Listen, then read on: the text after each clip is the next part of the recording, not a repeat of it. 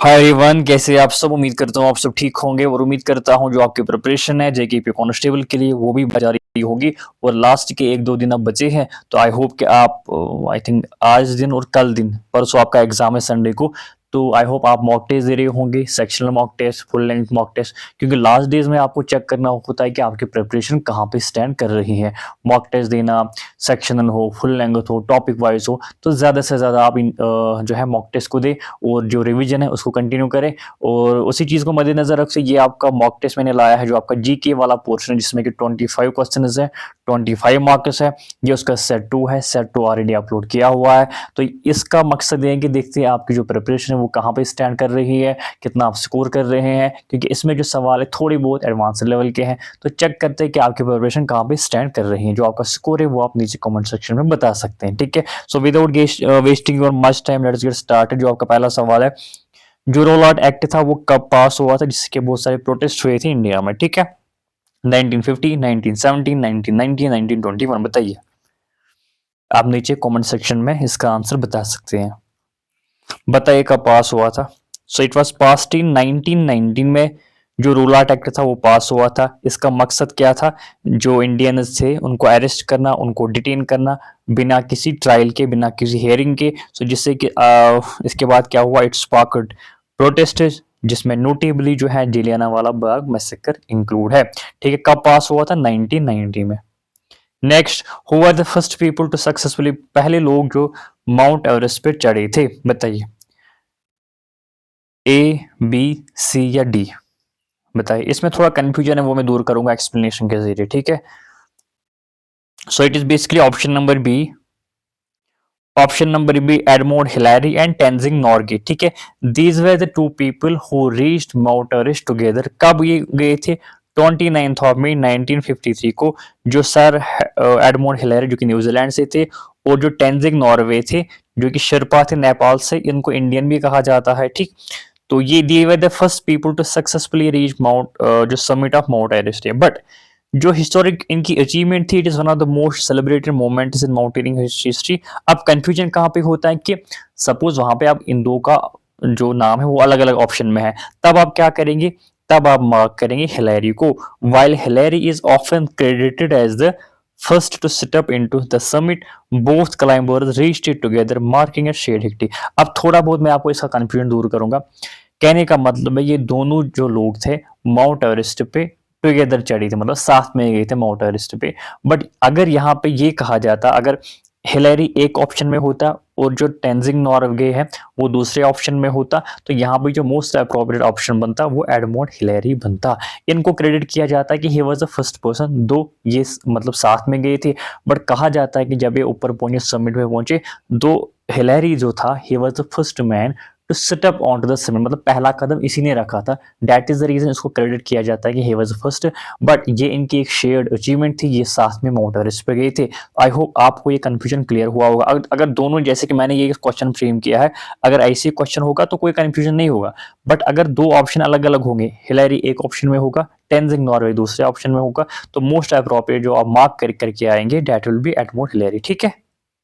Next, who was the first Indian to receive Nobel prize, पहला Indian जिसको Nobel prize मिला था। C V Raman, Rabindranath Tagore, Hargobind Khorana, Mother Teresa, बताइए।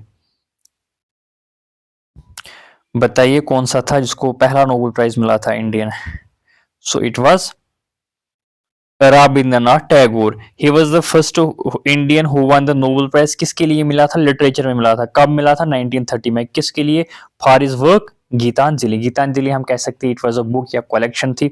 तो he was the first non European to win this award, ठीक है। Geetanjali book भी इंपॉर्टेंट है। किसने लिखी है? रविंद्रनाथ टैगोर ने।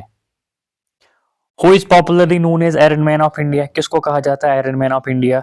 बाल गंगाधर तिलक, सरदार वल्लभ भाई पटेल, लाला लाजपत राय, भगत सिंह, बताइए। बताइए इसका सही आंसर क्या होगा। So it will be Sardar Vallabh भाई पटेल, जिनको आयरन मैन ऑफ इंडिया कहा जाता है, बिकॉज ही प्लेड ए की रोल इन यूनाइटिंग इंडिया। आज़ादी मिलने के बाद जो इंडिया को यूनाइट करना, उसमें इनका काफ़ी अहम रोल था। एंड इंटीग्रेटिंग प्रेगनेंसी स्टेट को इंटीग्रेट करना इंडियन यूनियन में। So that is the reason को कहा जाता है iron man of India. His determination and leadership earned him the title iron man, ठीक है। नेक्स्ट क्या है, which Indian newspaper is known as the old lady of Bori Bunder. एक ऐसा न्यूज़पेपर था जिसको ओल्ड लेडी ऑफ बोरी बंदर कहा जाता था। तो बताओ किस न्यूज़पेपर को कहा जाता है कि old lady of Bori Bunder, बताइए। So it is option number C, जो टाइम्स ऑफ इंडिया था, जो कि फाउंड हुआ था 1838 में। It is one of the oldest newspaper in India. इसी को कहा जाता है old lady of Bori Bunder Bunder because it was named after it is original location, जो इसकी थी मुंबई थी, उसी के बेस पे इसको ये नाम पड़ा। ठीक है। Who is the author of the book Discovery of India? Mahatma Gandhi, Jawaharlal Nehru, doctor Rajendra Prasad या बी आर अम्बेडकर। बताइए किसने ये बुक लिखी है, डिस्कवरी ऑफ इंडिया? बताइए। So it is B, Jawaharlal Nehru. मैंने ये बुक्स ऑथर्स में पढ़ाया हुआ है। रिटन जो उनकी इम्प्रिजनमेंट थी, जब वो जेल में थे 1942 से लेके 1946, discovery of India reflect Nehru's thoughts on Indian history, culture and it is future. तो किसने लिखी थी? जवाहरलाल नेहरू ने। Next, which Indian city is called the city of destiny? किस इंडियन सिटी को कहा जाता है city of destiny? Visakhapatnam, Coimbatore, Bhubaneswar या भोपाल? बताइए। तो बताइए। It is option number A, Visakhapatnam. It is a port city जो कि आंध्र प्रदेश में है, जिसको निकनेम किया जाता है सिटी ऑफ डेस्टिनी बिकॉज इसकी जो पिक्चर से, it is very beautiful city, having picture से landscape and economic important, that is the reason इसको कहा जाता है city of destiny. Which Indian language is recognized as the oldest continuously spoken language in the world? Tamil, Telugu, Sanskrit या हिंदी? ये भी confusion सवाल है, इसमें भी मैं एक्सप्लेनेशन के जरिए आपका कंफ्यूजन दूर करूंगा। ठीक है। So it is basically Tamil. देखो इसमें कंफ्यूजन क्या है, कौन सी लैंग्वेज यहाँ पे रिकॉग्नाइज है? Oldest continuously spoken language, that is Tamil. मतलब कि एक लैंग्वेज है जो पुरानी है लेकिन अभी भी बोली जाती है, तो आंसर विल भी तमिल। ठीक। जो यहाँ पे आप लिख, ओल्डेस्ट कंटिन्यूअसली स्पोकन लैंग्वेज जो है वो तमिल है, part of Dravidian language. It has been in use for over 2000 years and boasts a rich literary tradition such as Sangam literature. Tamil जो है it remain a living language spoken by millions today. Tamil language जो है अभी भी बोली जाती है। अब सवाल एक और तरीके से आ सकता है कि जो संस्कृत है ये भी ओल्डर है in recorded texts like Vedas dating back to 1500 to 500 BCE is primarily studied and preserved rather than spoken in daily life। जो संस्कृत है ये भी पुरानी लैंग्वेज है बट ये अभी बोली नहीं जाती है, ये सिर्फ पढ़ी जाती है, इसको प्रिजर्व किया गया है। Sanskrit is considered oldest recorded Indian language.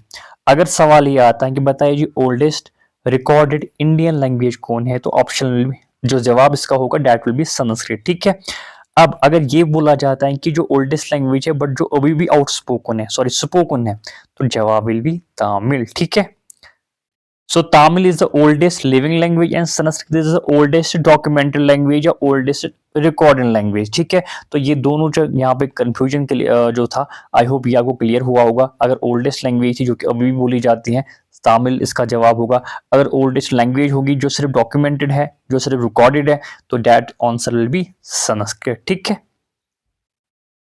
Next, what is the capital of Canada? Toronto, Ottawa, Vancouver, Montreal? बताइए कैपिटल ऑफ कनाडा क्या है? So it is option number B, Ottawa. Ottawa जो है it is the capital city of Canada and fourth largest city in the country. Toronto is often mistaken as the capital due to decided importance prominence. तो basically जो capital of Canada है that is Ottawa. Next, which of the following state does not share A border with China?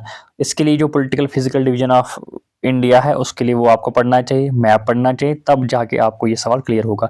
कौन सी Indian state है जो कि China के साथ border share नहीं करती? उत्तराखंड, हिमाचल, मेघालय, अरुणाचल? ठीक है। So it is obviously Meghalaya.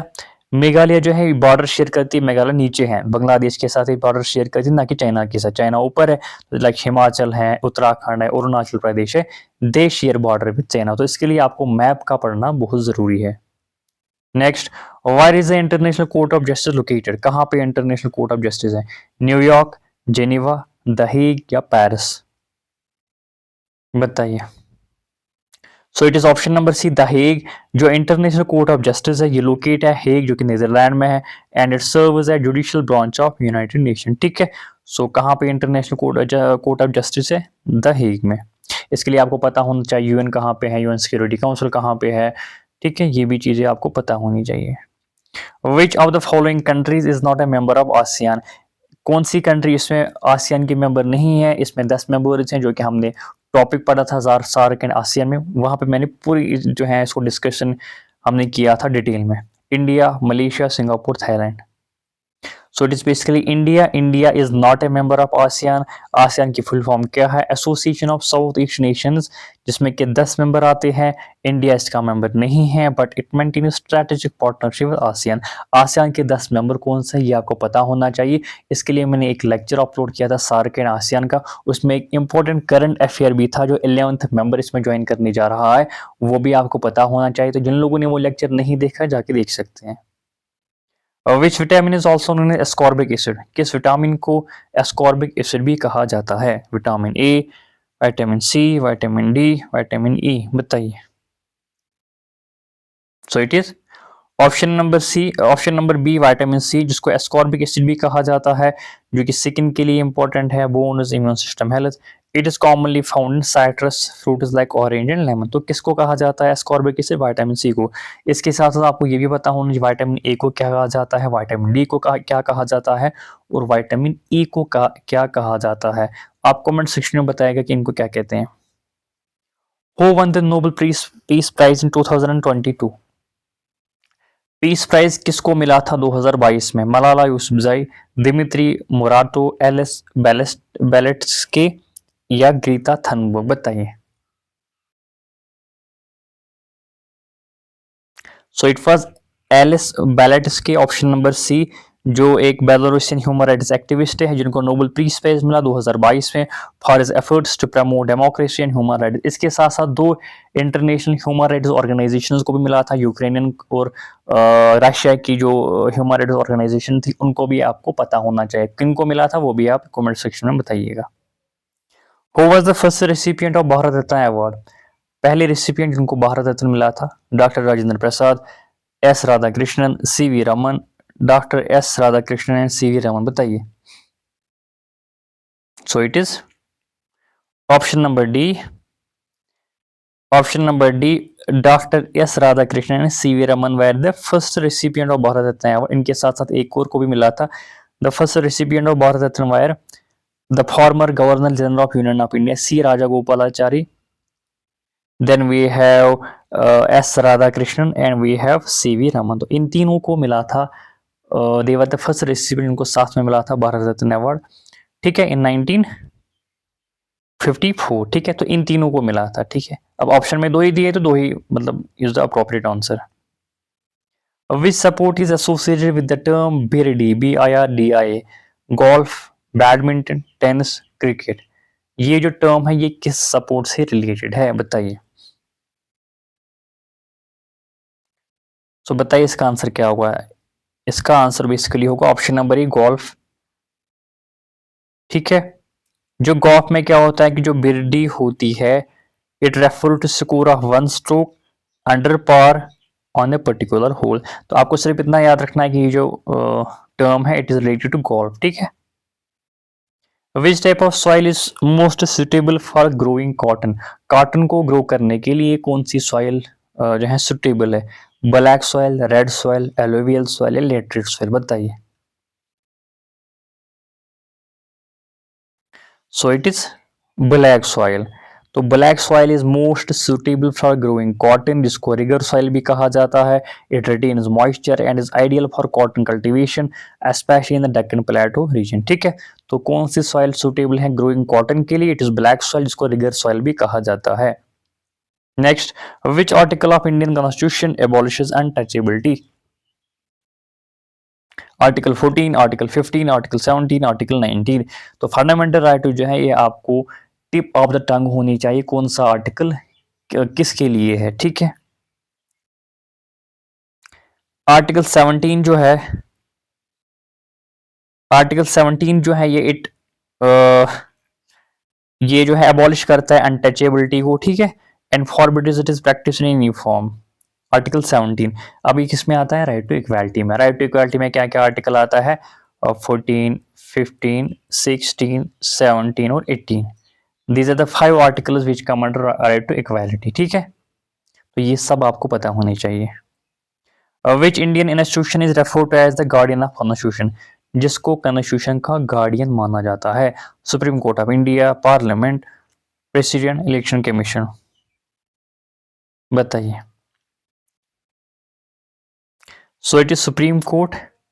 Supreme court को कहा जाता है guardian of Indian constitution because it protects the constitution bye interpreting and upholding in its provision. ठीक है, तो आपको ये मानना है कि जो गार्डियन ऑफ कॉन्स्टिट्यूशन है वो किसको कहा जाता है? सुप्रीम कोर्ट ऑफ इंडिया को। Which country has won the maximum number of FIFA world cups, किस कंट्री ने मैक्सिमम जो है फीफा वर्ल्ड कप जीते हैं? Germany, Italy, Argentina, Brazil. बताइए।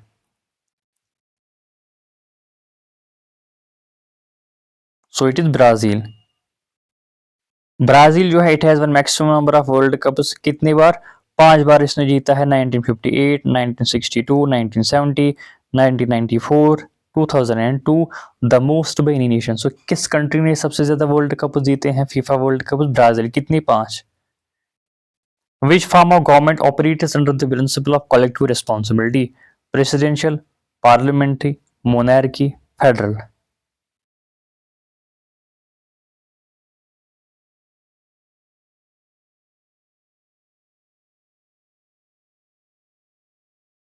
So it is B, parliamentary जो फॉर्म ऑफ गवर्नमेंट है it operates under principle of collective responsibility, जहां पे क्या होता है, जो कैबिनेट होता है, जो काउंसिल ऑफ मिनिस्टर्स होता है, जिसको लीड कौन करता है? Prime minister.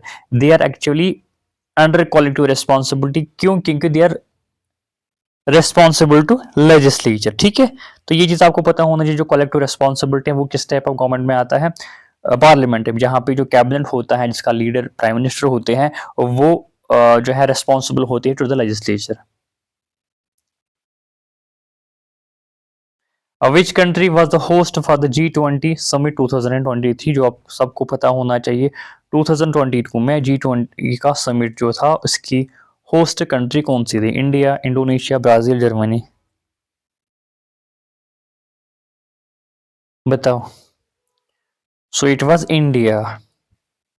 India host G20 summit 2023। Theme क्या था ये भी आपको पता होना चाहिए। वासुदेवा कुटुंबकम, जिसका मतलब है one earth, one family, one future. तो थीम भी आपको पता होना चाहिए। और इसका जो है कौन सी कंट्री है, कब, डेट भी पता होना चाहिए। 2023 G20 summit in India, theme ये थी। और मे बी इसमें कोई और इंपॉर्टेंट चीज होगा वो भी आपको पता होना चाहिए। Which crop is known as golden fibre? इसको गोल्डन फाइबर कहा जाता है। कॉटन, जूट, वीट या शुगर की? बताइए। So it is option number B. ये भी आपको पता होना चाहिए। जूट जो है इसको बोला जाता है गोल्डन फाइबर बिकॉज इसका इकोनॉमिक वैल्यू बहुत बढ़िया है इन मेकिंग रोप्स, सैक्स और बैग्स। ठीक है, so which crop is known as golden fibre? So it is jute. Which scheme is associated with providing gas connection to rural householders in India? कौन सी ऐसी scheme है जिसका मकसद ये था कि जो रूरल हाउस होल्डर्स हैं उनको गैस कनेक्शन प्रोवाइड करना? पीएम कौशल विकास योजना, पीएम उज्ज्वला योजना, पीएम ग्राम सड़क योजना, PM Awas Yojana. So it is option number B, PM Ujjwala Yojana, Pradhan Mantri Ujjwala Yojana, जिसका मकसद था जो एलपीजी कनेक्शन है to provide LPG connection to women जो कि बीपीएल फैमिली से बिलोंग करते हैं। ठीक है, क्योंकि आपका जो स्कीम वाला टॉपिक है उससे ये रिलेटेड है, काफी इंपॉर्टेंट है।